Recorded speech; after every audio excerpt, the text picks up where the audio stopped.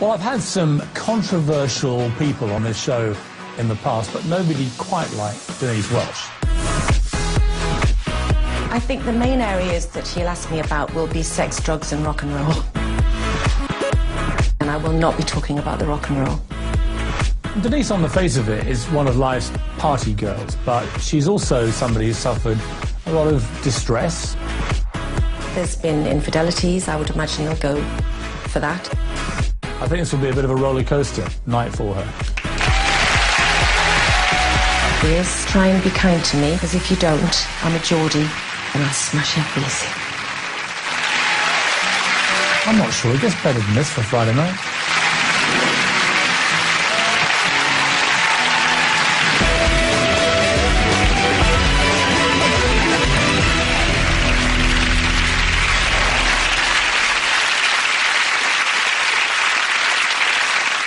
Now, Denise, normally I have to kind of coax stuff out of people, you know? Warm them up for an hour or so and then tease a revelation. I've got a feeling it won't be like that with you tonight. Well, I hope not. We'll see how good you are. But it's quite nice. I feel quite grown up, actually, because normally the interviews I do are interrupted by a cookery slot. So unless you've got that planned. Are you as big an open book as we think you are, from the kind of slightly outrageous persona that you cultivate? I do think I am quite an open book, which has got some positive sides and obviously some negative sides, as I'm sure people who've read their papers can see. I've taken some of the madness out of the equation with the alcohol. I think that is a side to my personality, but I do have another side. I think I have several facets, which most people do, but I am very known for, and a lot of it has been my own fault, for being a little bit outrageous. Now, if ever a show was perfectly named for one host, it would surely be Loose Women. Who do you get on with best, do you think? I wouldn't like to say. I have different friends for different reasons. Go on, force yourself. Well, Carol McGiffin and I are great buddies, but If honestly, I could say, look, you could be trapped on a desert island with one other loose woman... Oh, my God, for the rest of your life. That's an awful thing to... Because it would depend. If I was still drinking and there was drink on the island, I wouldn't have chosen Carol because she would have drunk it all. Right. Good point. Assume there's no alcohol. Who would be least annoying for maybe 30 years? I don't think there's any of them that wouldn't be annoying for 30 years. Who's the one you'd least like to be trapped on a desert island with? See, I know you know the answer to that question. Yeah, but I don't want to say it. Come on. I don't want to say it. I think people looking at the panel would know that there's some people that I wouldn't gel with as much as others. That's all I'm prepared to say. Any guesses?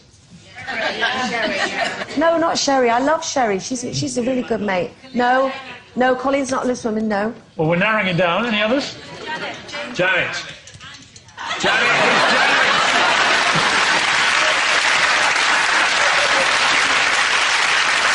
I knew that would work. I was just taking a mere sip of water. No, you weren't. So you'd least like to be trapped on a desert island with Janet Street I didn't say Porter. that, Piers Morgan. Yes, you did. I didn't. What would be your dream lineup if you could script right? It's going to be us four, say. You know, there's Sherry, there's Jane, there's Carol, there's Andrea. We know what makes people laugh. We know what makes each other laugh. And we know how far we can push each other. You didn't mention Janet, though. I don't do any shows with Janet because our days clash. Is it in your contract that you don't do shows with No, Janet? shut up. It's not. No. But by an amazing coincidence, you never work together now. I don't do Wednesdays and Thursdays. I'm told that the Queen occasionally watches Loose Women, which I find... Apparently so. How do we know this? Then, because of my lunch at the Palace. Really? Yep. Tell me more. I went with my...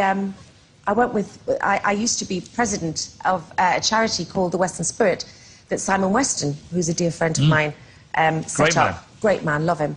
And anyway, as a result of my work with them, we got invited to the Palace, Simon and a group of us. And I was sat next to Andrew. And he... some of his servants, and I say that because that's what they call themselves, don't they? They were just lovely. They love Loose Women and they loved the show. And they were telling me that Her Majesty liked to watch it now and again. And then Andrew let me have a fag on the balcony. Really? I was stood there having a cigarette, and I was just thinking of people had the binoculars going. That looks like that Denise Welch. And then not so very long ago, I was in a private members club in London after a few bevies. Princess Beatrice was there with her boyfriend, and she went, like she knew me, Denise! And I went, Bees! She went, I just overheard you telling someone about your flashing your bra, and I flashed my tits. No! And Denise, you're not just famous for being a loose woman, you're also one of Britain's most talented actresses. Get off me! Whether she's acting, just because you're old, don't think that'll stop me from giving you a bloody good pasting. presenting, That is Denise Welch. or appearing on reality television, Denise is never more than one step away from a drama. Don't call me a liar. Her energy levels are vast. I mean, she goes for it full tilt. Don't you dare touch me. Denise was a natural-born leader of mayhem. Her award-winning TV acting career has produced some unforgettable roles. How could you do this to me after everything I've been through? Shut up! It is a God-given gift that wherever you point a camera at her, you can see the mischief bouncing in her eyes. I always think to be a good actor, you've got to be dangerous. And you feel that on screen with Denise. Denise's talents led in 1998 to the ultimate soap title, Landlady of the Rover's Return. The lot of you, staff meeting now. Later she found her perfect role as herself in Loose Women. The moment she stepped onto that panel, she was alive.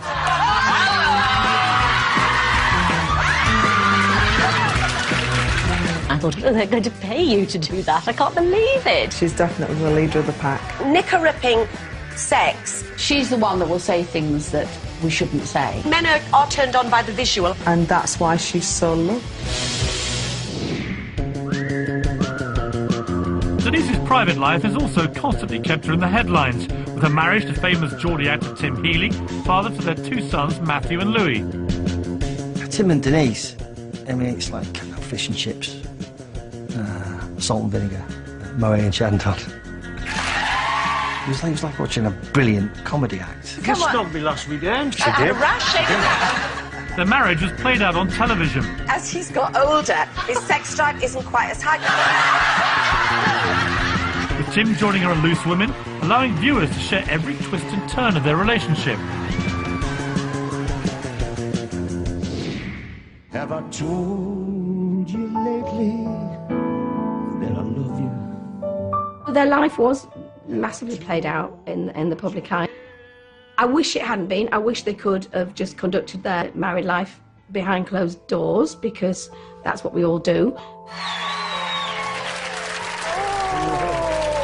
Then, in February 2012, after 24 years of ups and downs, and with rumours circulating of affairs, Denise announced the end of her marriage on live TV. This is going to be really difficult for me. Tim and I separated some time ago. Well, I think the marriage breakup has reached a climax in her life. And she had to be saying, what direction am I going now? And she just feels that this is a good time to move in another direction. But we do love each other very much, and I just want to say thank you. I do worry about her as a friend, and I would hope that at some point she could just put the brake on her roller coaster life, because at some point, you know, there is a danger you're going to hit the buffer.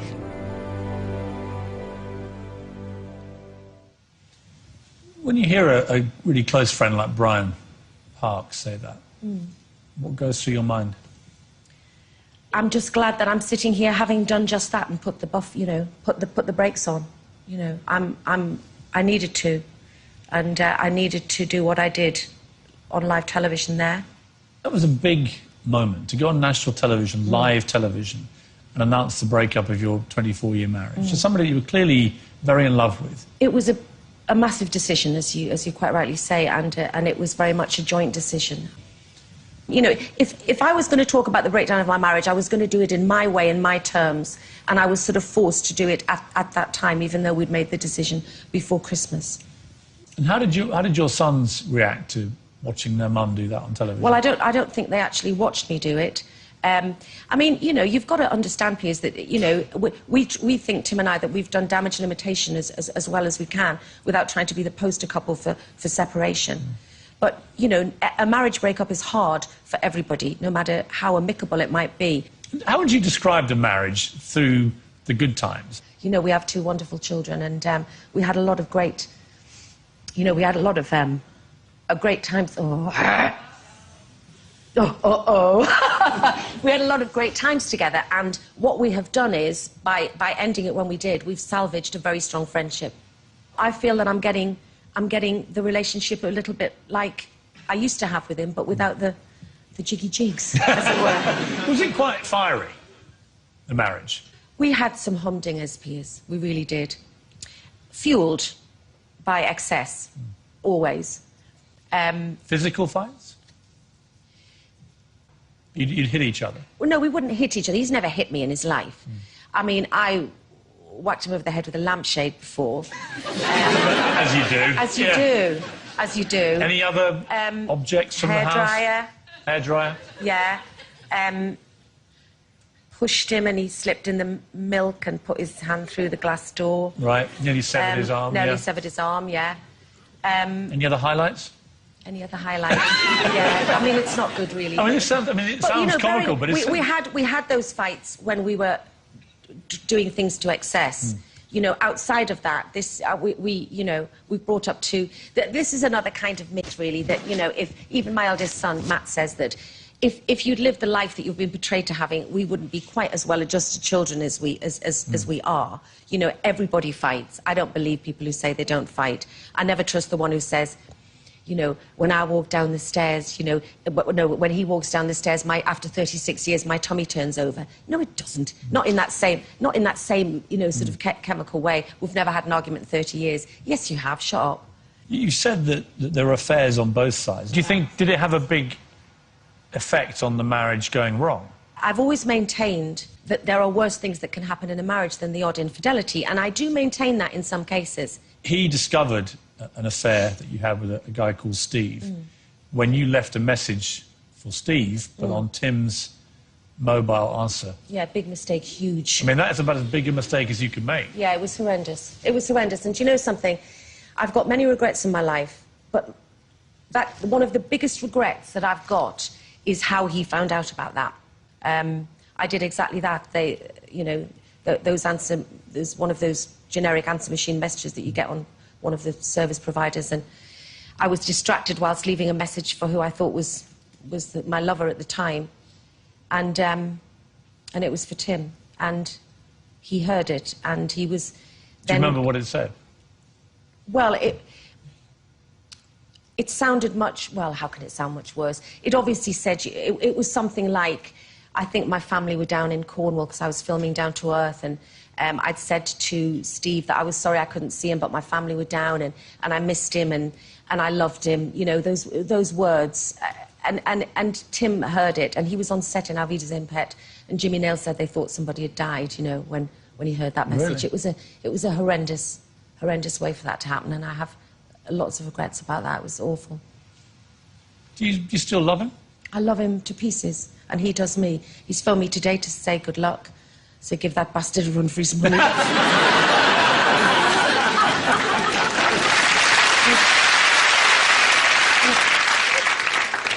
There you are in your dressing room, snorting cocaine before you go out. Such a terrible time.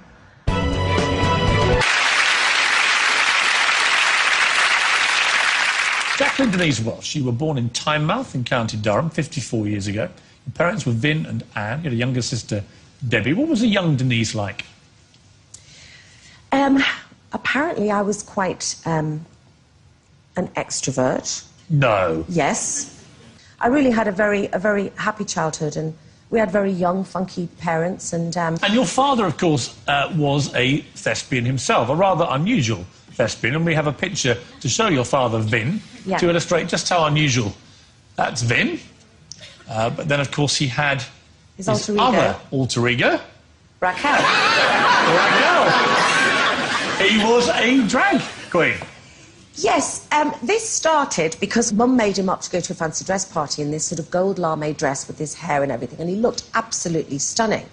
And being Dad, he went to the party and did a few gags and da-da-da-da-da, and people started to say to him, "Oh, God, it was brilliant, Vin, when you came along and did that. Would you come and do it at our party?" I remember on one occasion, I was upstairs and Dad was getting ready to go to a function as Marilyn Monroe, as you do, or Shirley Bassey, one of the two, and the insurance man had come, and I just said to him, "Oh, just 1 second, Dad's getting ready for a charity," and the man backed out of the house, because, of course, Dad sat there like this, "Where's the forms?" Like this.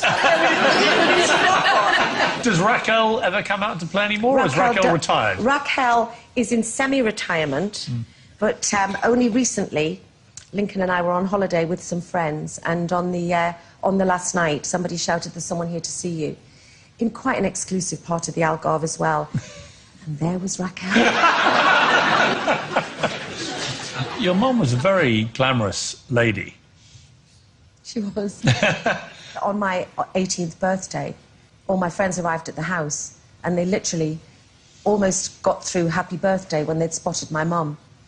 And my mum was a terrible flirt, you know, and she'd be sort of going, "What, Mum, why are you bending down like that?"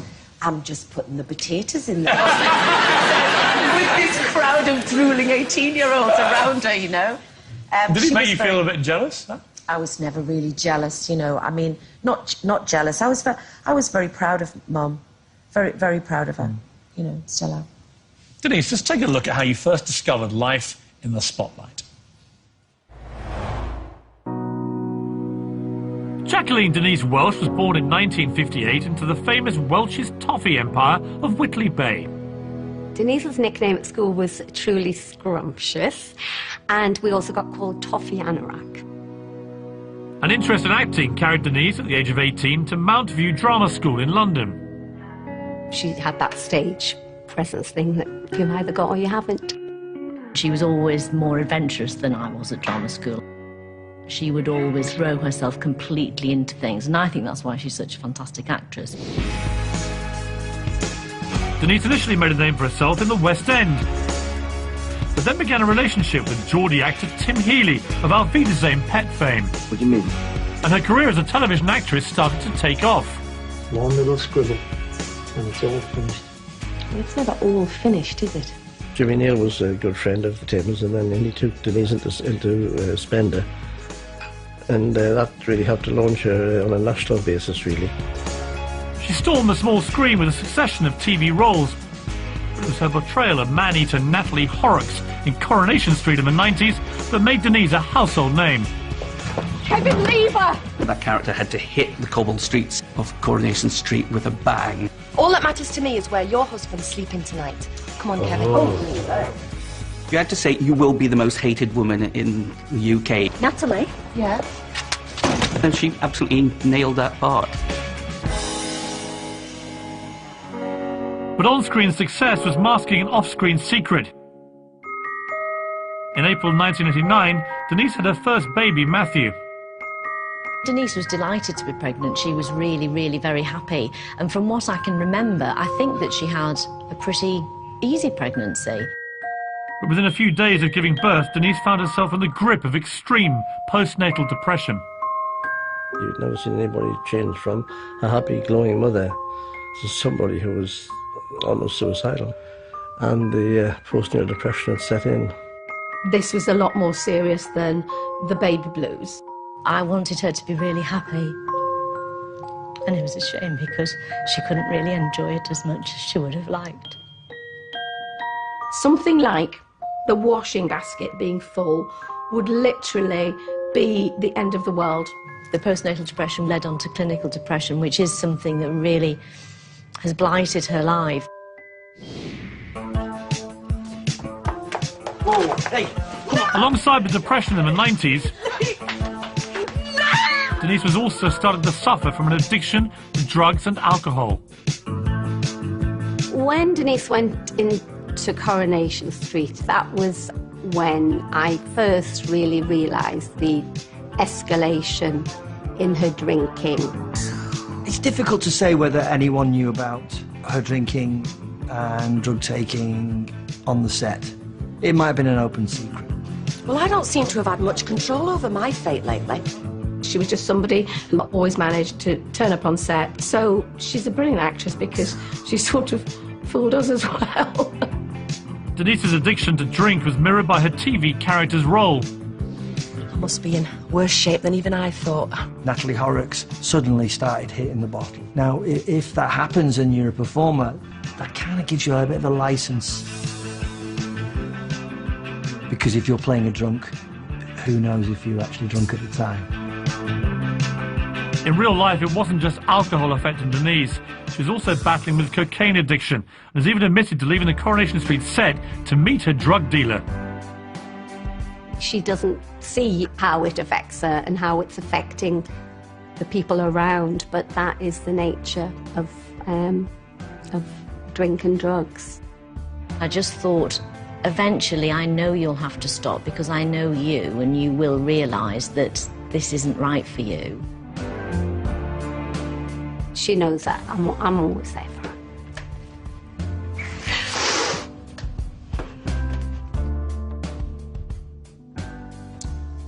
I don't think I've ever seen so many friends get so emotional talking about any of my guests. I know before. that's meant to be my job to do that, isn't it? I mean, how do you lovely. feel when you see them getting like that, talking about you? How do you feel?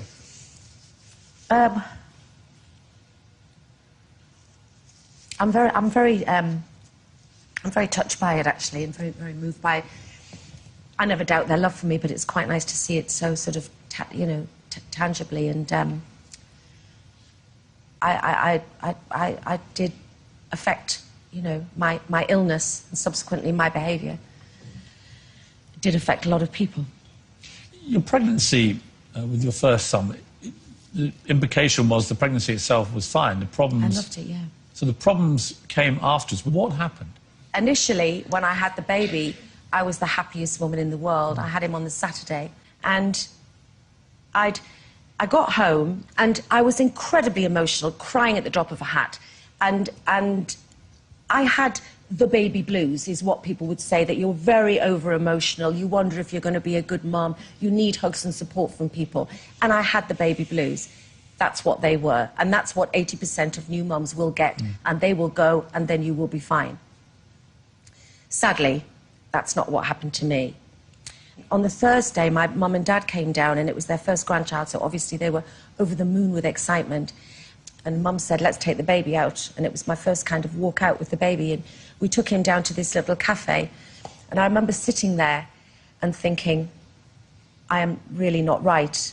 Got back in the flat, there was two friends of mine there, and I just remember thinking, please leave, and I can only describe it as a blackness that started and just worked its way up, and within 30 seconds I was in a suicidal depression. 30 seconds. Literally, you wanted to kill yourself. I understand ignorance about clinical depression, because I possibly would have been the same had I not experienced it. And I go on about it because it is the most isolating, horrendous condition, to the point that I wish that I had something as terrible as cancer, which I've just lost my mum to. And that sounds so dramatic, but it's because I felt that if I had something tangible, if that's the word, or something that people understood, not tangible, that people understood, then they would have sympathy for me. But when you can't show it to someone and you have the trappings of a moderate element of success, people just think, what have you got to be depressed about when you've got a wonderful child? And it is the most debilitating, frightening, isolating condition. And I tried to throw myself out of a car. And that incident with the car, it was a taxi, I think, wasn't it? Taxi, yeah. It was a moving taxi, and you literally tried to throw yourself out. I tried to open the door and go out of it, yeah. I couldn't bear the pain in my head anymore. What were you thinking? What was going through your head? I just opened the door, and my mum pulled me, and the driver stopped. I wasn't thinking lucidly. I just wanted the pain to end in my head.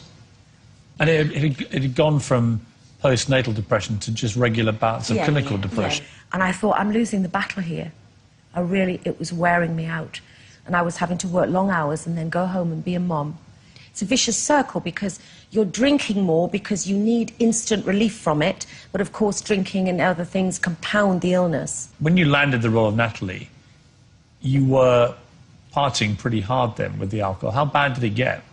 I've always liked to drink, but my partying big time, and really partying doesn't really, it's not the right word, because I was self-medicating in a way, especially when the drugs came into play. A line of cocaine did what 5 weeks of antidepressants would do straight away, and that it would take the pain away and it would make me feel normal.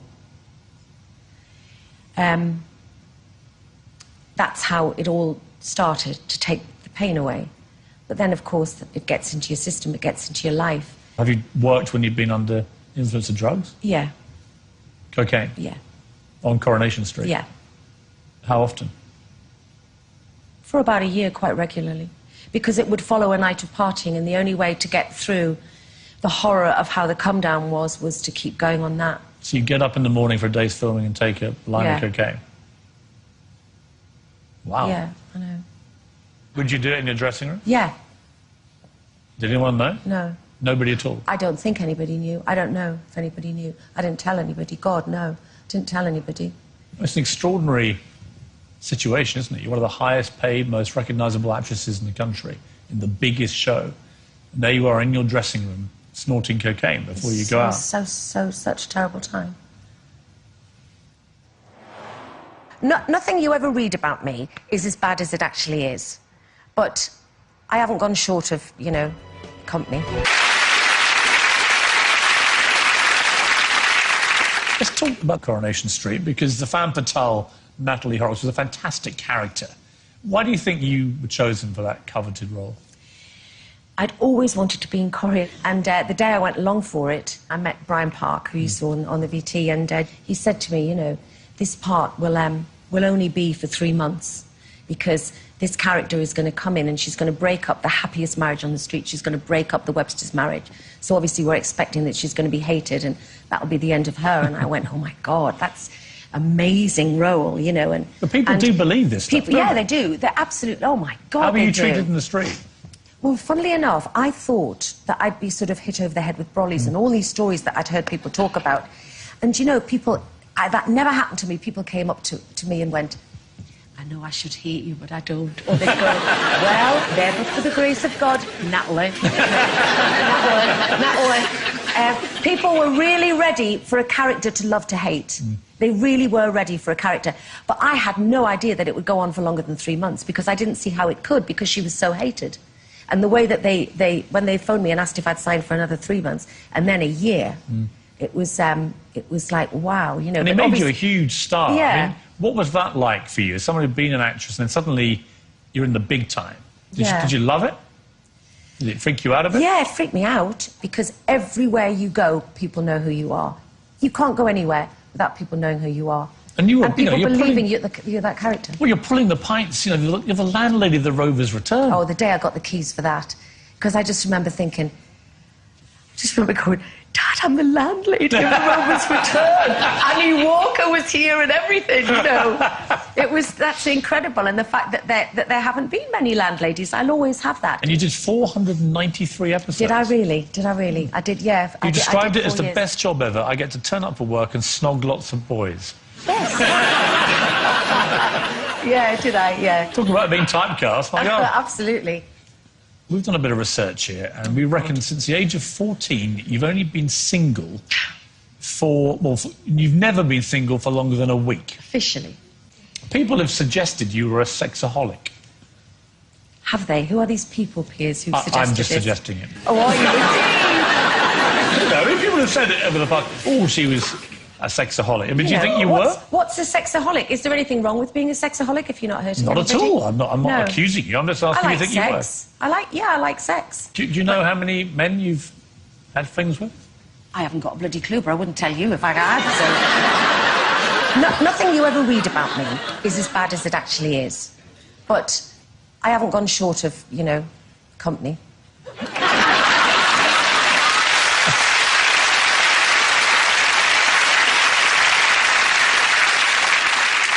Denise, living a quiet life isn't really your style. In 2011, after nearly 30 years in show business, Denise was a well-established celebrity name. A ratings-boosting loose woman. She'd also become famous for her party lifestyle.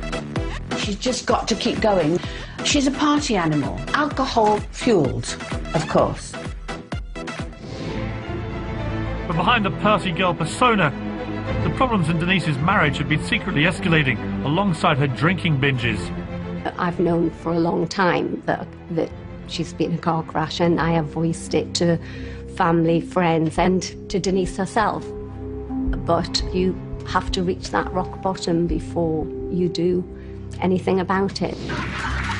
In January 2012, rock bottom was around the corner. Alongside Denise's drinking and marriage problems, she also had a huge tax bill and was looking for extra work to pay for it. When I first heard that Denise was going into the Big Brother house, I thought, oh, this is not going to be pretty, I don't think. That's the worst time you can be under the spotlight, if you've got other things going on in your head. But that's Denise, isn't it?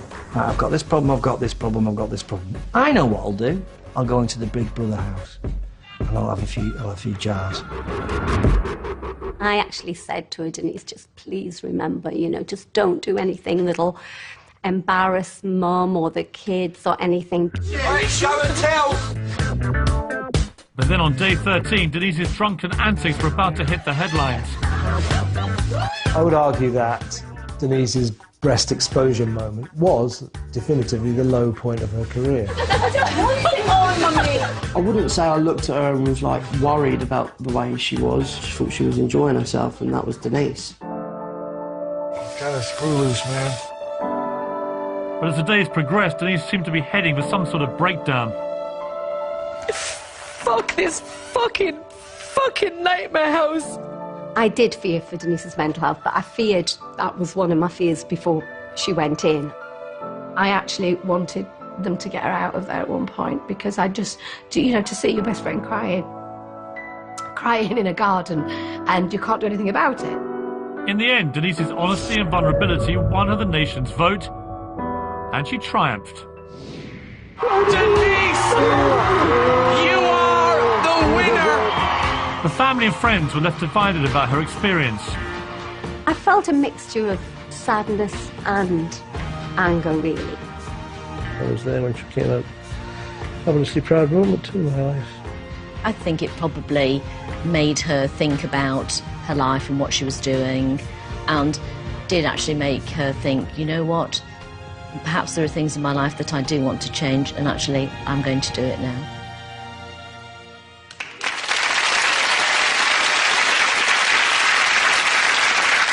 When you see the footage there of you topless in the jacuzzi, do you agree with that critic's assessment that it was probably the low point of your career? I could have committed career suicide. I don't think my behaviour has affected my loose women persona, but I do think that the person I was certainly probably affected my TV acting career. Yeah, because, I mean, the thing is, you are a very good actress. We've seen some of the clips. Well, I went back to the stage this year to prove to myself that I still had it, and I got the respect back from my peers and from people seeing me in the and theatre. From yourself, probably. And from myself, yeah. Well, the bit where I felt just uncomfortable was just, I suppose, putting my parent hat on. Yeah. Thinking of, I've got 4 kids. Yeah. If they had watched me behaving like that, yeah, I would feel that was uncomfortable. In your book here, Starting Over, this is what you say. So it was only then, this is talking about the Big Brother experience, only then I realised what absolute hell Matthew had been through. Twice he said he wanted to pull me out of the house, but they had cajoled him and persuaded him against it. He really struggled for me in there. It was so hard for him. Yeah, but you know, that was not anything to do with that jacuzzi incident. It was the pain that he saw me going through in there. It was awful. Do you think you're a good mum now? Well, you'd have to ask the children, but I think I'm a good mum. I think I've made mistakes, but I don't think that they were... Well, I know that they said that they wouldn't swap me for the world. And Matthew said, you know, Mum, if you weren't a little bit rock and roll, I wouldn't be the person that I am now. Which is probably true. I've got great kids. And they have, you know, they have been through the mill a little bit with their mum. But I know that they wouldn't swap me, and I love them dearly. You very sadly lost your own mum early this year in May to cancer. Tell me about the battle that she had. She was diagnosed with cancer of the soft palate. So she was only 55, which, God, was just a year older than I am now. And she battled through it. And then, a few years ago, we discovered that the cancer was back. She had what was diagnosed as a grade 4 cancer. So nobody thought she had very long. And she was having no treatment whatsoever. And after 2 months, she went up to the hospital and they looked in her mouth and they said, "You're just a walking miracle. It hasn't moved. We can hardly see it. Just go home and carry on as normal." And you know, she did that for about 4 or 5 years. And my dad and her, who'd always fought like cat and dog over the years, it was wonderful to see the bond that had kept them together. And so, Dad, it was very painful watching him have to care for Mum. But, you know, he did up until the end, and the end, when it came, was very, very quick, thankfully. It was just a shock, because every time she'd been poorly, she'd always bounced back again. And this time, you know, she just didn't bounce back. And she died on my birthday, which I feel is very special, because I feel like she brought me into the world on that day, and I was with her when she left the world on that day. I just wish that she'd seen me turn things around a bit more. It was just my mum, you know. He taped me on his phone because he'd never seen anything like that before. And my behaviour was appalling.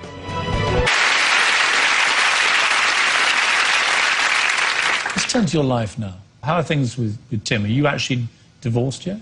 No, we're in the process of getting divorced. And is it all reasonably harmonious? It's not really reasonably harmonious, it's just harmonious, you know. He's, it's a simple divorce. There's nobody citing anybody for anything, you know. You both have people in your lives. He has a girlfriend called Jo, runs a cafe, and so on. Do you have any residual feelings about that? The negative? I get on great with Jo. She hemmed all of Louis' trousers for school. Get in, I say. She's a very nice lady, and we all know each other. Tim knows Lincoln, and the kids see us around the kitchen having a coffee together. It's other people who get more, you know, if they come in the kitchen and we're all there together, you know, they find it more odd than we do. Denise, recently there have been some major changes in your life. This is a very special night.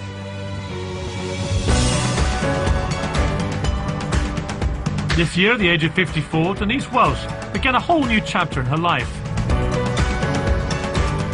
I think Denise has come to a point in her life where she wants a change of direction. I've been here a minute and no one's done anything remotely loose. Saucy!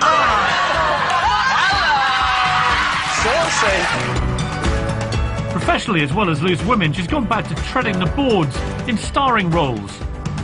I think the future for Denise is great. I mean, she's just done an amazing tour of Steel Magnolias, where she played Truve, the Dolly Parton character in it, and she was exceptional. But that's what she does. She's a fantastic actress, and I think that's what we need to be reminded of with Denise. Oh, you spineless bastard! Her first love is acting, and there's only so much reality TV that I think can have Denise Welch in it. I'll join you. Help yourself. She's waiting for that role, and, you know, she's a lady of a certain age. Arguably, these roles don't come up so much, but, you know, I don't think we've seen the last of Dame Denise Welch. She's 54, dare I say, but she looks and she acts like she's still in her 20s, which is really good. It's all been changed in her personal life too. In August this year, Denise announced her engagement to new love Lincoln. I love her dearly, and I feel the love from her dearly as well. And she is, you know, the woman that I want to spend the rest of my life with. She seems really happy. She seems a lot calmer. He is very good for her right now. She needs whatever Lincoln is, that structure, that determination, that will. She needs that right now, and she needs that strength by the side of her to push her forward. We do have a lot of love for each other, and we understand each other. I'm so proud of her. She's very funny. She's quite unpredictable. You can't really predict what she's going to say next. And she's just a great person, a great mum. And in a year of huge upheaval, which also saw Denise lose her mother to cancer, she decided to go on the wagon, hopefully for good. It was Mum's greatest wish that Denise would stop drinking. Denise, I've never said that to Denise because I didn't, when you're in an illness, I didn't think that was a fair pressure to put on her when Mum was so ill. But that was Mum's greatest wish, so she would be so happy.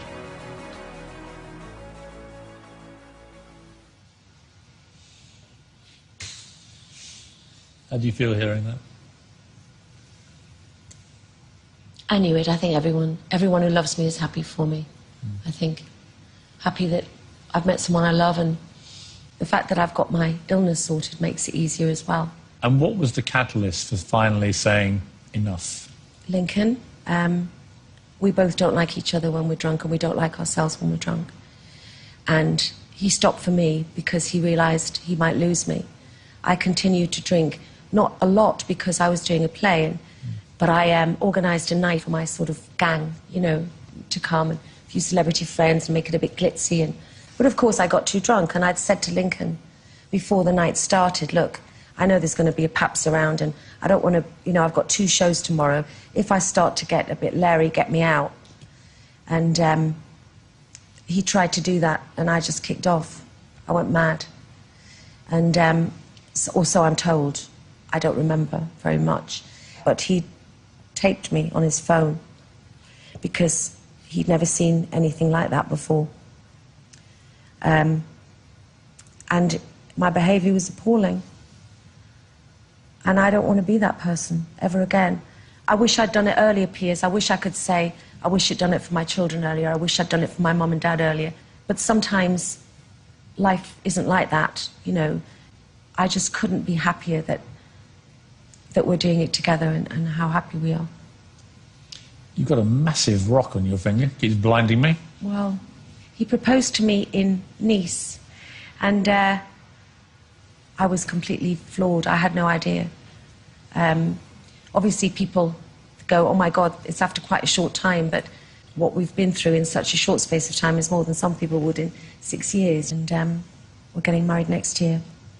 Why is he the one, do you think, for you? We are 2 people who, had we met at another time of our life, this would not have worked. We wouldn't have been ready for each other, or I would have been too young for him, perhaps.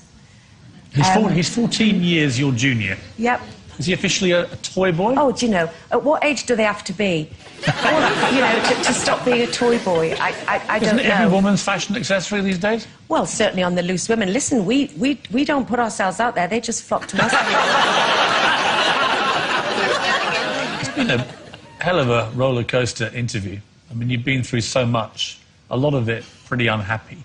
Life's washed up probably surprisingly well for you, hasn't it? I honestly feel happier than I have done in a long, long time. And I'm just enjoying the here and now. Well, I'm sure I speak for everybody here when I wish you all the very best with your ongoing recovery, and it's been a delight to talk to you. Thank you very much. Thank you, Piers.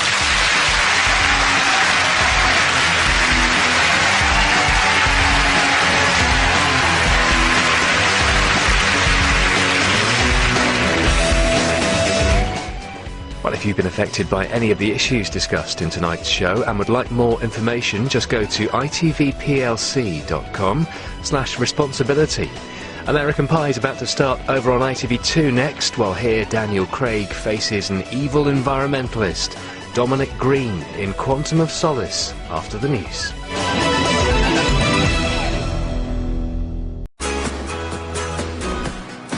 Well, I've had some controversial people on this show in the past, but nobody quite like Denise Welch. I think the main areas that he'll ask me about will be sex, drugs and rock and roll. And I will not be talking about the rock and roll. Denise, on the face of it, is one of life's party girls, but she's also somebody who's suffered a lot of distress. There's been infidelities. I would imagine he'll go for that. I think this will be a bit of a roller coaster night for her. Piers, try and be kind to me, because if you don't, I'm a Geordie and I'll smash your face in. I'm not sure. It gets better than this for Friday night.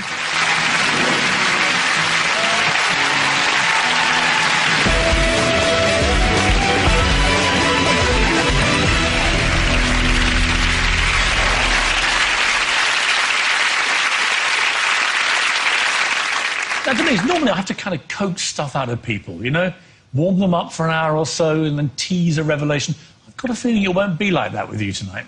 Well, I hope not. We'll see how good you are. But it's quite nice. I feel quite grown-up, actually, because normally the interviews I do are interrupted by a cookery slot, so unless you've got that planned... Are you as big an open book as we think you are, from the kind of slightly outrageous persona that you cultivate? I do think I am quite an open book, which has got some positive sides and obviously some negative sides, as I'm sure people who've read their papers can see. I've taken some of the madness out of the equation with the alcohol. I think that is a side to my personality, but I do have another side. I think I have several facets, which most people do, but I am very known for, and a lot of it has been my own fault, for being a little bit outrageous. Now, if ever a show was perfectly named for one host, it would surely be Loose Women. Who do you get on with best, do you think? I wouldn't like to say. I have different friends for different reasons. Go on, force yourself. Well, Carol McGiffin and I are great buddies, but If honestly... I could say, look, you could be trapped on a desert island with one other loose woman... Oh, my God, for the rest of your life. That's an awful thing to... Because it would depend. If I was still drinking and there was drink on the island, I wouldn't have chosen Carol because she would have drunk it all. Right. Assume there's no alcohol. Who would be least annoying for maybe 30 years? I don't think there's any of them that wouldn't be annoying for 30 years. Who's the one you'd least like to be trapped on a desert island with? See, I know you know the answer to that question. Yeah, but I don't want to say it. Come on. I don't want to say it. I think people looking at the panel would know that there's some people that I wouldn't gel with as much as others. That's all I'm prepared to say. Any guesses? No, not Sherry. I love Sherry. She's a really good mate. No, Colleen's not a loose woman, no. Well, we're narrowing it down. Any others? Janet. Janet.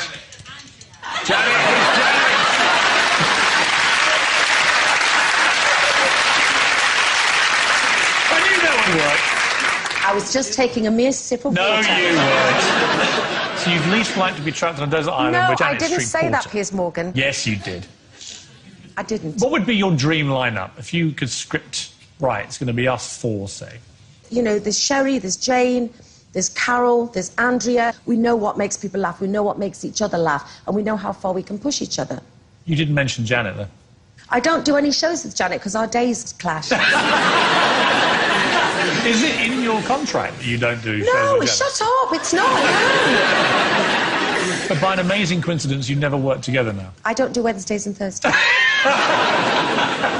I'm told that the Queen occasionally watches Loose Women, which I find... Apparently so. How do we know this? Then, because of my lunch at the Palace. Really? Yep. Tell me more. I went with my... I used to be president of a charity called the Western Spirit that Simon Weston